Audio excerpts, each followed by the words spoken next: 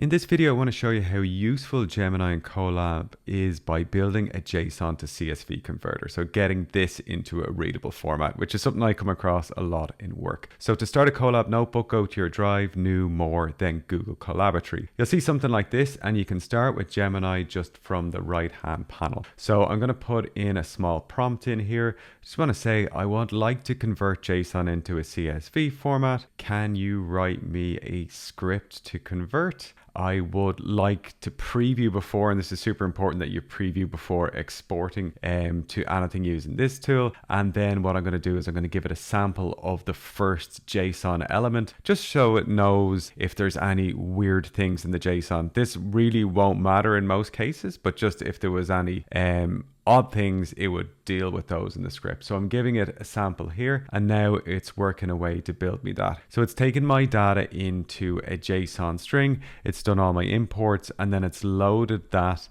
it's brought it out to a data frame, and then it's going to display what that's going to look like. So this gives me my test. I can see that everything I wanted to come out as a JSON is coming out as a JSON. And now I'm just going to continue. It's asked me would I like my CSV now. I'm saying yes. And then what it'll do, it'll just write me another bit of code to get that out into a CSV, which comes out in Colab. And I've written exactly 0 code here, and I've got exactly what I want. So when I click on this, I can download it, and then there's my CSV. And this is just the build of the script that's going to convert. I can use this again and again. So I'm going to take all the 6 results in here. I'm going to copy and paste these into the JSON just to double check that this works for more than one record. So there's 6 records in here at the moment. What you could do is you can also import this JSON as a file, but I'm a bit lazy here and I'm just going to copy and paste it.